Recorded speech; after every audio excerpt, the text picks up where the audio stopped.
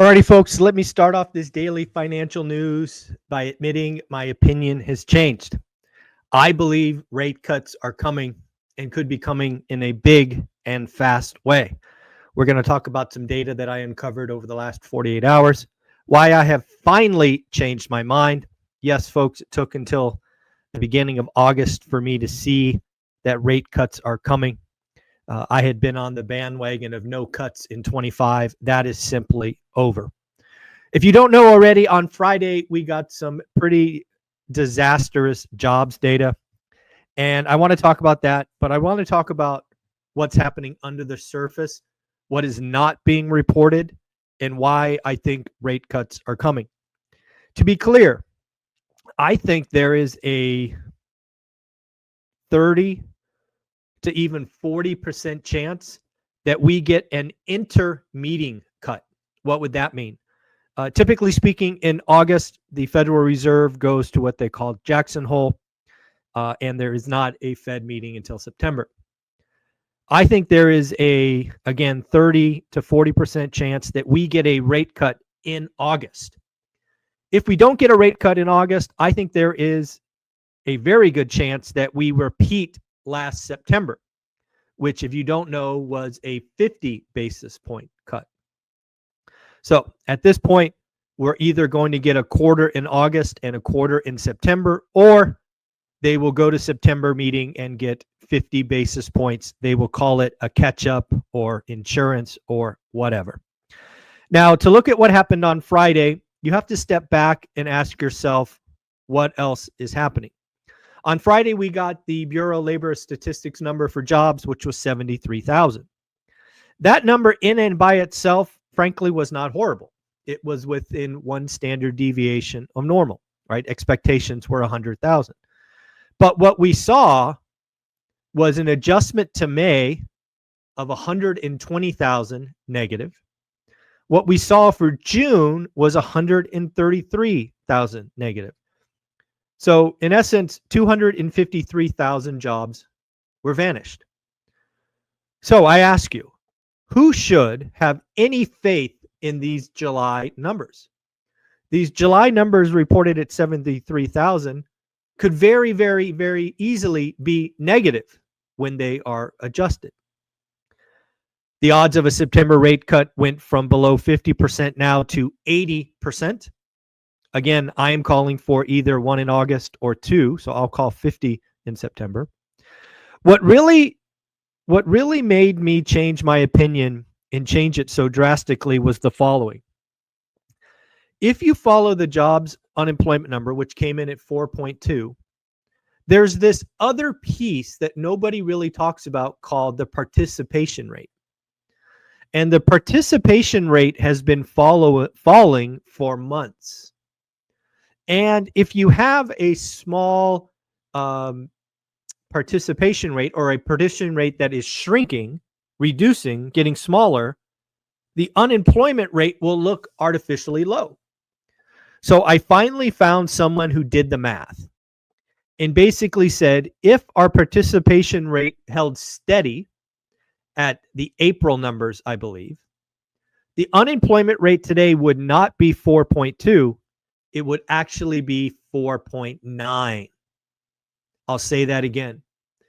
If we step back and we ask ourselves, what would happen if the participation rate was not falling, instead was simply held steady?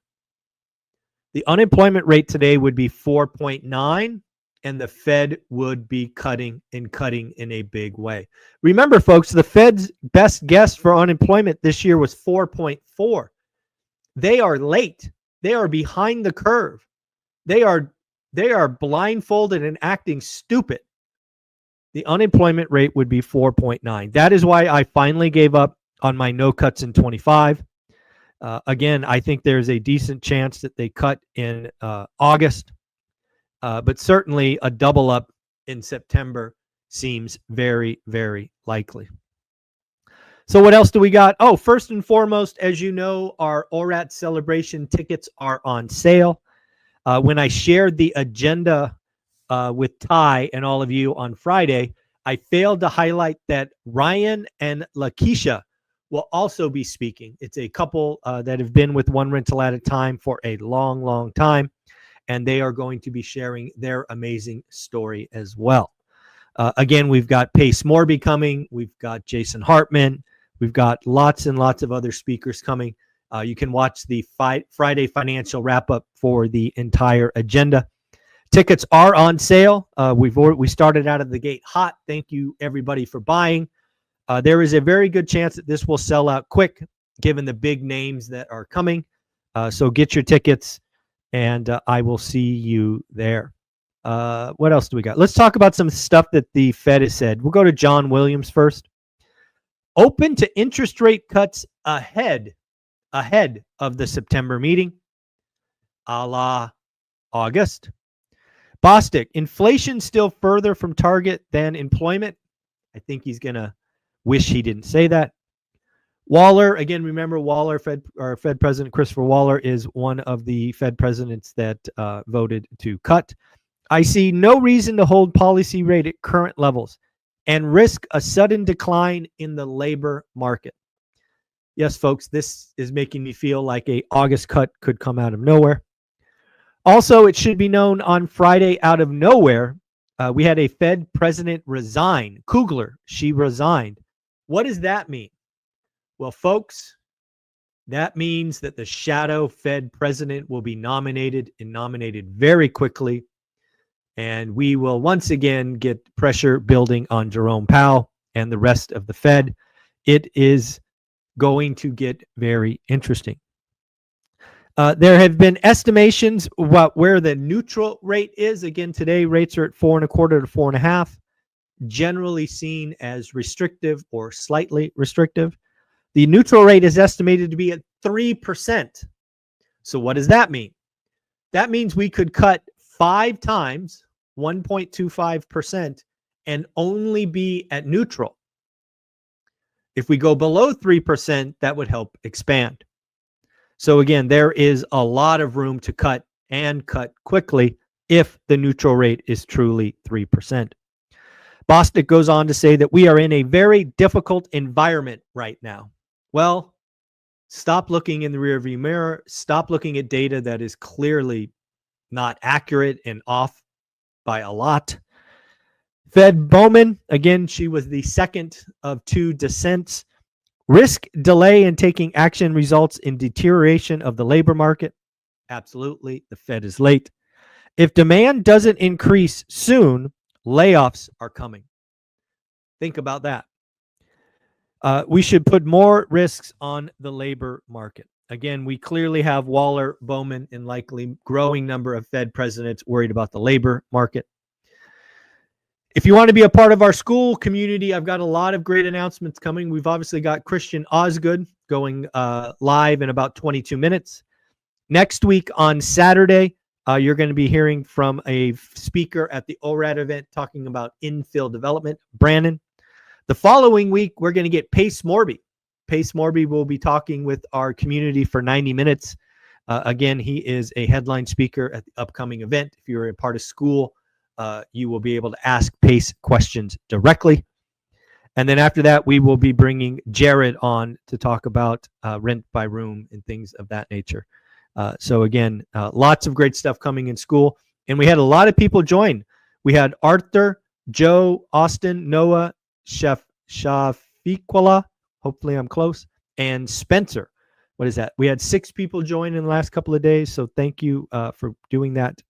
And make sure you introduce yourself, get to know all the great people there, and you won't be disappointed. Jamie Cox went out to say that Powell is going to regret holding rates steady this week. Absolutely. Again, once I realized that if we held the participation rate steady, the unemployment rate would not be 4.2. It would actually be 4.9. Yeah, folks, rate cuts are coming. Rate cuts are coming. Economic data for the week. We got factory orders on Monday, ISM services on Tuesday, more Fed speak on Wednesday, weekly unemployment claims on Thursday, plus another Fed speech. Invitation Homes writing up disrespectful offers.